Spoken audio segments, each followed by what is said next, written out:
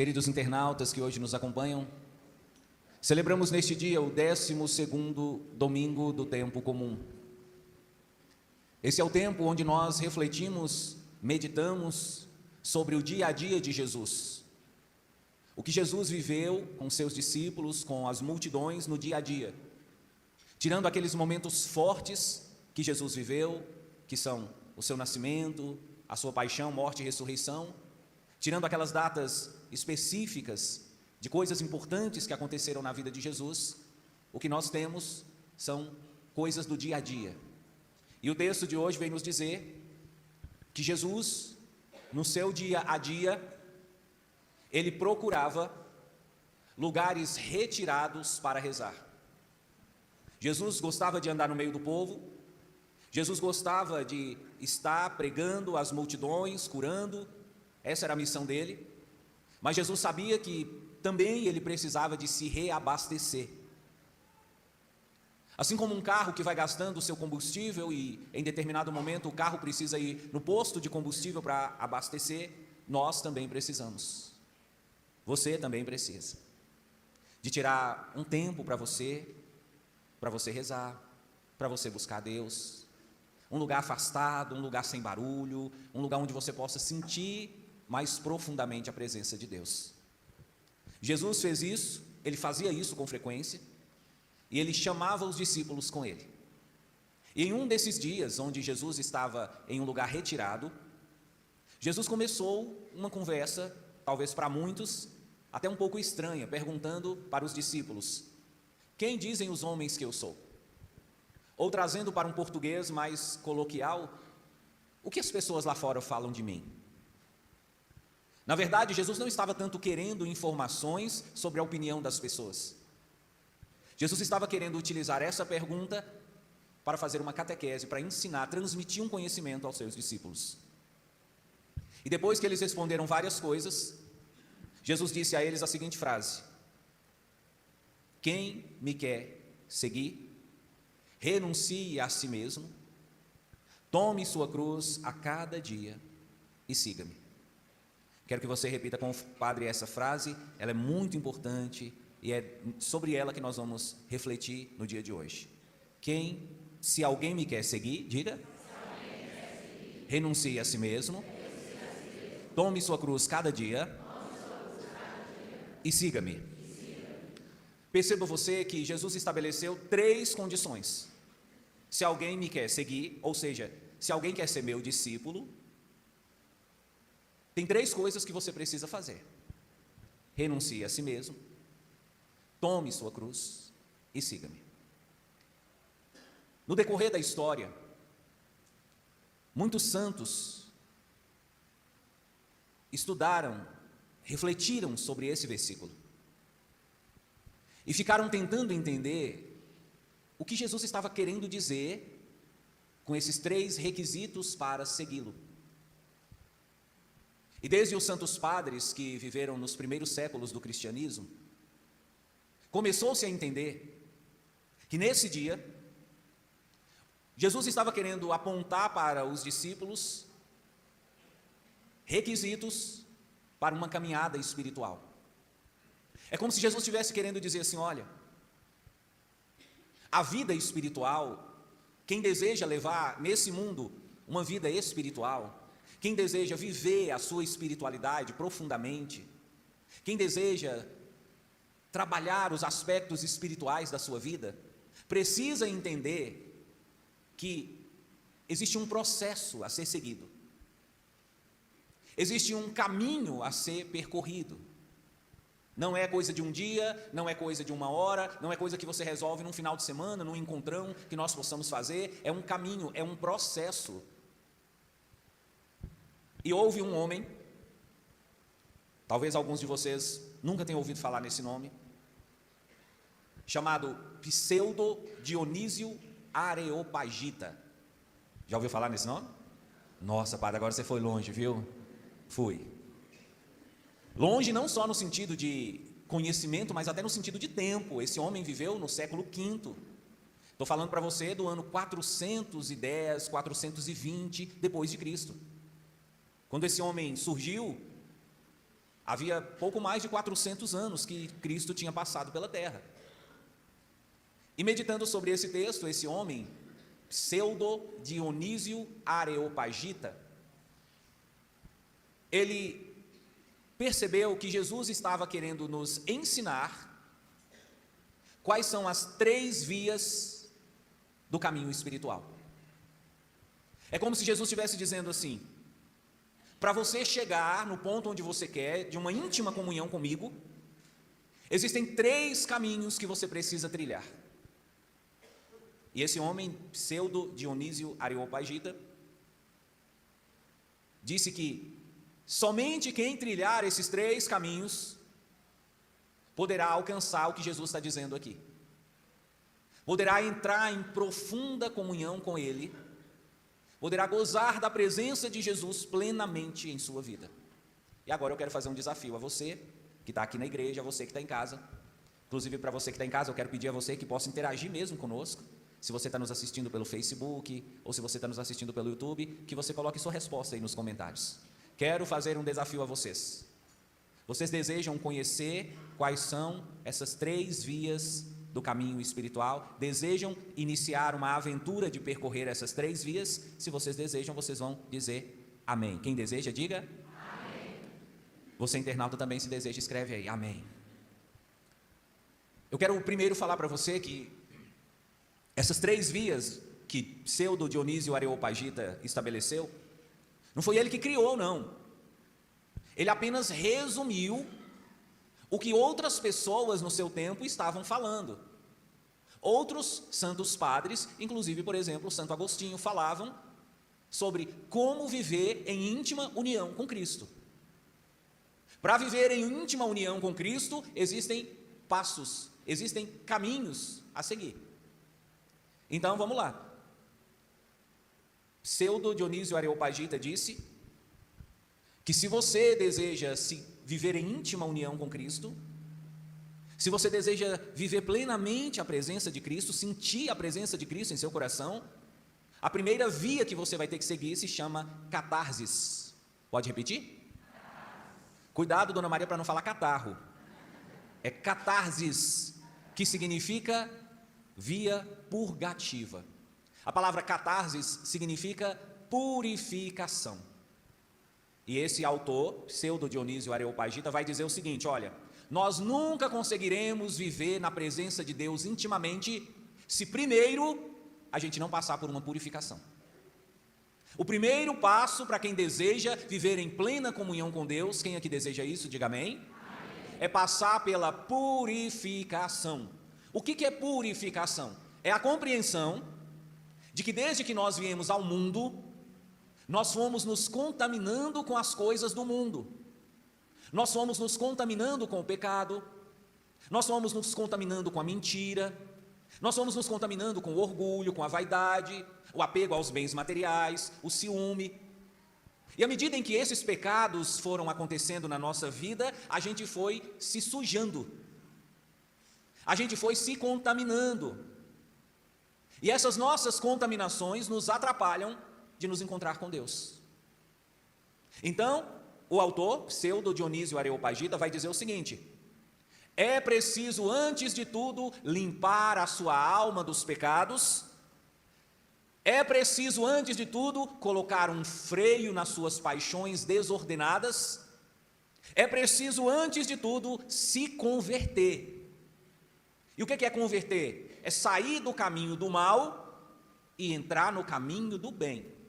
Então, só para a gente poder prosseguir na nossa conversa, não dá para você querer viver em comunhão com Cristo e ao mesmo tempo querer viver dentro do boteco tomando cachaça. Estou sendo claro o suficiente, sim ou não? Não dá para você querer viver em comunhão com Cristo se você trai a sua esposa, se você rouba dinheiro no seu trabalho, se você usa droga, se você é viciado em pornografia, se você não consegue passar uma semana sem praticar masturbação. Não dá. Porque essas coisas mancham a sua alma, e na medida em que a sua alma vai se manchando, a sua alma vai se contaminando, você vai tornando mais distante a possibilidade de entrar em comunhão com Deus. Então, o pseudo Dionísio Areopagita vai dizer, a primeira etapa é essa, purificar a sua alma, se livrar desses pecados, se livrar dessas paixões desordenadas, você que bebe, parar de beber, você que fuma, parar de fumar, você viciado em jogo, parar de jogar, você se converter. Não existe comunhão com Cristo sem conversão. Às vezes eu fico até chateado com gente que diz assim, eu gosto de ser católico, sabe por quê? Católico pode fazer tudo. Católico pode beber, pode fumar, pode ir na boate. Católico pode namorar escondido e está de boa. Não pode. Não é nem o fato de ser católico, não é que a igreja católica te proíbe, não é que o Papa te proíbe, o padre te proíbe, o bispo te proíbe, é Jesus que estabeleceu isso. Ninguém consegue se encontrar com Cristo e sentir e viver a presença dele se não passar por essa via chamada via purgativa, limpar dos seus pecados. É mais ou menos o seguinte: imagina que você vai se encontrar com uma pessoa muito especial, uma pessoa muito importante, uma autoridade, alguém que assim, não é todo mundo que consegue uma reunião, não é todo mundo que consegue conversar com aquela pessoa. Você vai com a roupa que você tiver no corpo, sim ou não? Qual é a primeira coisa que você vai fazer quando você estiver preparando para encontrar com essa pessoa? Tomar um? Vai tomar banho, Dona Maria, vai tirar essa sujeira, vai lavar esse sovaco, vai lavar esse pé fedorento de chulé. Para reunir, para nos encontrar com Deus, para entrar na comunhão com Deus, nós também precisamos de tomar esse banho, de nos limpar, de tirar da nossa vida aquilo que nós sabemos que nos contamina.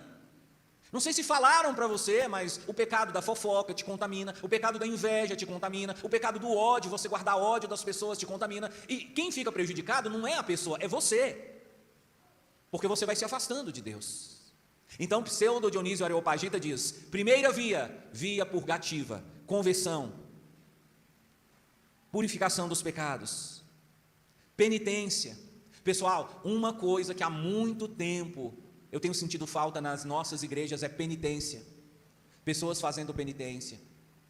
Não sei quem foi que falou para nós que é só na quaresma que nós fazemos penitência. A penitência não é só na quaresma. A quaresma é o momento privilegiado, mas a penitência é algo que você deve fazer o ano inteiro. Jejum. Hoje é difícil ouvir falar num cristão que faz jejum. Às vezes Dona Maria só faz jejum quando vai fazer um exame e porque o médico pede, você vem em jejum, e ela vai morrendo de raiva, nem meu café não pude tomar. O povo não quer mais fazer jejum, o povo não quer mais fazer penitência. E o jejum e a penitência têm o poder de purificar a nossa alma, de nos limpar dos pecados. Então, meus irmãos, está mais do que na hora de voltarmos à penitência, está mais do que na hora de voltarmos à prática do jejum, está mais do que na hora de voltarmos ao confessionário. Esses dias eu ouvi uma palestra muito interessante de alguém dizendo assim, olha, nós estamos em um tempo tão perigoso, onde tudo que é de Deus está sendo substituído. O Natal foi substituído pelo Papai Noel, a Páscoa foi substituída pelo Coelhinho da Páscoa, e agora até o confessionário foi substituído pelos consultórios dos psicólogos. Tem gente que não vai mais para o confessionário não, vai fazer terapia com o psicólogo. Sem querer desmerecer a terapia, até porque você sabe, né, eu também sou formado em psicologia, mas o confessionário para nós, a confissão para nós, tem um lugar muito especial na nossa vida espiritual. Não tem como você ter um encontro com Cristo, você está em comunhão com Cristo e você não confessa. Eu quando vou atender alguém que eu pergunto assim, há quanto tempo você não confessa? Se a pessoa me diz, olha padre, tem mais de 1 ano que eu não confesso, logo eu concluo, essa pessoa está de mal de Deus. Não tem como, pessoal, não tem como. Então nós precisamos de retomar essas coisas, porque essa é a primeira via. Se você não passa pela primeira via, como é que você vai chegar na segunda? Se você não passa pela primeira rua, como é que você vai chegar na segunda rua? Como é que você vai encontrar Cristo se você não segue o caminho certo? O caminho de Cristo não é o boteco, o caminho de Cristo não é a boca de fumo, o caminho de Cristo não é a boate, o caminho de Cristo não são as drogas, o caminho de Cristo começa com penitência. Veja que quando Jesus começou sua missão lá na região de Israel, a primeira frase, a primeira mensagem de Jesus foi essa, convertei-vos. Convertei-vos, sem conversão não existe comunhão. Repete essa frase. Sem conversão não existe comunhão. Essa é uma frase boa para postar no Instagram. O pessoal gosta dessas frases de efeito, né? Sem conversão não existe comunhão, tem que converter, meu irmão. Ah padre, mas eu sou convertido, eu sou da igreja. Deixa eu te falar, uma coisa é você ser da igreja, outra coisa é você ser convertido. Na igreja está cheio de gente que vem à missa, mas que é alcoólatra, que usa droga, que trai a esposa. Está cheio de gente que vem à igreja, vai na macumba, vai no espiritismo, vai pedir para jogar cartas, jogar búzio, Então, ser de igreja não significa ser convertido. Ser convertido é largar todos esses pecados que me afastam de Deus. Amém, pessoal? Amém. Ô padre, tá bom, se eu procurar largar esses pecados, eu procurar deixar essas coisas que eu sei que são erradas, que eu preciso mudar na minha vida, qual é o segundo passo? Qual é a segunda via? Qual é a segunda rua que eu devo passar para eu encontrar com Cristo? O nosso autor, Pseudo Dionísio Areopagita, vem nos mostrar. A segunda via, meu irmão, minha irmã, ele vai chamar pelo nome de fotoses. Diga esse nome. Fotoses é uma via, é uma rua chamada iluminativa. Repita. Ele diz assim, ó, a primeira coisa que você tem que fazer é se limpar. Limpou, tirou os pecados, abandonou a vida velha, largou aquela malandragem que você vivia. Então, agora você vai para a segunda etapa. Você vai precisar de iluminação. Você vai precisar de se iluminar, porque Deus é luz. E para entrar na presença de Deus, você também tem que se iluminar. Que via é essa? Ele vai dizer, ó, a via da iluminação é aquela via que você começa a trilhar quando você começa a desenvolver a sua vida de oração. Quando você começa a praticar as virtudes cristãs. De novo vou dizer, no dia de Corpus Christi, quem estava na missa de Corpus Christi aqui, diga amém. Nós falamos sobre o que é virtude. Quem se lembra, diga amém. Na via iluminativa, você começa a praticar virtudes. Você começa a praticar bons hábitos. Você começa a largar você já largou seus vícios, aí você começa a praticar coisas boas. Você estabelece para você hábitos bons. Você cria o costume de ir mais na igreja. A pessoa que já está nesse caminho, o caminho da via iluminativa, ela não consegue mais ficar um dia sem rezar. Se ela fica um dia sem rezar, ela fica como aquela pessoa que esqueceu de tomar o remédio. Ela fica incomodada, ela começa a sentir que está faltando alguma coisa. Essa via iluminativa é uma via onde você vai mais se aproximando da igreja, onde você vai mais se aproximando dos sacramentos. Tem uma coisa que está acontecendo aqui no Santos Reis, eu preciso de falar, pessoal. Eu preciso de falar para vocês o que está acontecendo aqui no Santos Reis. Alguém vem me contar, eu também não sei por que está acontecendo, mas eu vejo a ação de Deus. Alguém vem me contar, padre, desde que o Senhor chegou no Santos Reis, é grande o número de casais que viviam juntos, que eram amigados, amaziados, e que agora estão querendo casar na igreja. A pastoral familiar, os casos especiais estão lotados de casais, que de repente assustaram e falaram, nossa, nós precisamos de consertar nossa vida. Nós precisamos de receber o sacramento. Quero pedir uma salva de palmas para esses casais. Isso é um sinal de que esses casais já começaram a trilhar essa via. Eles já perceberam que a vida está errada, eles já perceberam que eles precisam mudar, e agora eles já estão procurando a via iluminativa. Eles já estão procurando receber o sacramento, eles já estão procurando buscar uma intimidade maior com Deus, buscar se resolver suas questões com a igreja, se regularizar perante a igreja. Então a pessoa que está na via iluminativa, ela gosta da missa, ela gosta de comunhão, ela não vai na igreja por obrigação, ela vai porque ela sente necessidade. Sabe aquela pessoa que sente necessidade de fazer alguma coisa? É a pessoa que está nessa via iluminativa. Ela gosta de vir para o Santíssimo e adorar Jesus. Ela gosta de pegar a Bíblia, se deixar, ela fica um tempão lendo a Bíblia, meditando, refletindo. Quem está conseguindo acompanhar, entender, diga amém. Essa etapa, você só chega nela depois de passar pela outra. Se você vai rezar e começa a sentir sono, começa a abrir a boca, e você não consegue terminar o texto, significa que você ainda não está na segunda etapa, na segunda via, você ainda tem que ir para a primeira. Tem pecados que estão... Uma dica que eu vou te dar, olha para o padre, ninguém vai falar isso para você, eu estou falando. Todas as vezes que você começar a rezar, e que você começar a abrir muito a boca, saiba, é sua alma te dizendo que você está, cheio de pecado, viu? Quem vai rezar e fica, como diz Dona Maria, naquela abrição de boca, pode fazer penitência, pode fazer jejum, pode confessar, é sua alma gritando de pecado que está na sua vida. Se você vem para a igreja, você começa a rezar e começa a sentir tontura, seu estômago começa a embrulhar, você começa a rezar, você começa a sentir mau cheiro, corre porque seu caso é grave, a contaminação está grave, o seu caso é muito grave, sua alma está doente. Agora a pessoa que está na via iluminativa, quando ela começa a rezar, ela sente uma alegria, ela sente um prazer, ela gosta, sabe? A pessoa que está na via iluminativa, uma missa de 2 horas para ela, parece que foi 30 minutos. Ela ama, mas ela ama a palavra de Deus, ela ama a igreja, ela ama as coisas de Deus. Ela chega em casa, ela não fica ouvindo um funk, ela não fica ouvindo indecência, ela vai ligar nas músicas cristãs, ela vai ligar nas palestras, nas homilias, nas missas, ela assiste canção nova, ela assiste o programa Mensagens de Fé, ela tem seus livrinhos de oração e ela se alimenta disso. Então é uma pessoa que já começou a receber a luz de Deus. Amém? Ô padre, e depois dessa etapa, qual é a terceira? A terceira, o nosso autor vai chamar pelo nome de renoses. Diga. E a terceira é a via unitiva. É a via onde a pessoa consegue, de fato, se unir a Deus. Essa via, ela é marcada pelas seguintes características. A pessoa, ela se desapegou tanto das coisas do mundo. A pessoa se aproximou tanto de Deus, que ela já não preocupa mais com dinheiro, com briga, com herança. A preocupação dela, o foco dela é Deus. É uma pessoa que consegue conservar a paz. A família inteira brigando, mas ela está em paz, porque ela está em comunhão com Deus. A pessoa que chega nessa fase, ela já não fica pedindo muito a Deus graças, curas, milagres. Ela só pede a Deus isso: Senhor,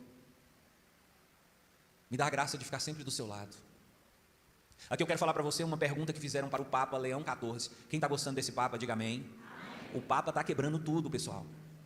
Está arrebentando a boca do balão. Chegaram para ele e falaram: Vossa Santidade, na opinião do Senhor, qual é o maior risco que a humanidade está correndo nos dias de hoje? Na opinião do Senhor, qual é o maior problema da humanidade no dia de hoje? Qual é o maior risco que a humanidade corre? Deve ser a maior preocupação da igreja? E ele disse: o maior risco que nós estamos correndo, e a nossa maior preocupação, e o nosso maior medo deve ser esse: perder nossa comunhão com Deus. Quando você perde sua comunhão com Deus, você perdeu tudo. Aí sim você está literalmente nas trevas. Aí sim você se torna um desgraçado, no sentido de perdeu a graça. A pessoa que está nessa terceira etapa, nessa terceira via, a via unitiva, ela já entendeu que esse mundo aqui não é nada, que essa vida aqui é apenas um sopro de vento que passa e que muitas vezes até não deixa nem rastro. A pessoa que está nessa via, na terceira via, a via unitiva, ela chega na capela para adorar, ela não precisa de falar uma palavra, porque ela já consegue sentir Jesus tão pertinho dela, que ela não precisa de conversar. Você sabe aquela pessoa que ela já não quer nem conversar, ela só quer estar abraçada, ela só quer sentir Jesus ali no seu coração? Os santos viviam isso. Pessoal, dizem que São Padre Pio, ele ficava ajoelhado diante do sacrário 4, 5 horas sem falar uma palavra. Ele quase que entrava em êxtase assim na presença de Deus. Santa Teresinha do Menino Jesus, São João da Cruz. São João da Cruz, quem já ouviu falar nesse santo, diga amém. São João da Cruz, ele tinha um amor por Deus tão grande, ele conseguiu chegar nessa terceira etapa, e ele vivia a via unitiva com Deus, de uma maneira tão profunda, que ele celebrava a missa, pessoal. Na hora de levantar a hóstia, ele levitava do chão. Você está entendendo o que eu estou te falando? Você está conseguindo entender que isso que nós estamos vivendo aqui, não é nada em comparação com o que você pode viver? Você está entendendo que essas missinhas do domingo, desculpa o termo, mas missinha no sentido assim, de pouco, de insuficiente, essas missas do domingo, elas não podem ser para você tudo o que você precisa para viver na semana. Essa missa tem que ser um aperitivo, essa missa tem que ser para você um tira-gosto, para você chegar na sua casa e continuar, e passar a semana inteira buscando trilhar essas 3 vias, a via purgativa, a via unitiva, e a via iluminativa e a via unitiva. E, padre, mas eu caí no pecado. Então volta e começa lá de trás, via purgativa, vou pedir perdão, vou me limpar, vou me converter, vou abandonar esses pecados. Depois que eu fizer isso, vou aumentar minhas orações, vou buscar mais a Deus, vou mais para a igreja, vou mais diante do Santíssimo, vou fazer minhas orações, vou ler mais a Bíblia, vou conhecer as coisas de Deus. E depois a via unitiva, onde você vive numa comunhão com Deus tão profunda, que as coisas desse mundo se tornam secundárias para você. É disso que Jesus está querendo dizer. É isso aqui que ele falou, quando ele disse: quem quiser me seguir, renuncie a si mesmo, via purgativa. Tome sua cruz, via iluminativa. E siga-me, via unitiva. E são aqui as 3 vias que nos levam a Cristo. A partir de agora, é só você seguir. Louvado seja nosso Senhor Jesus Cristo.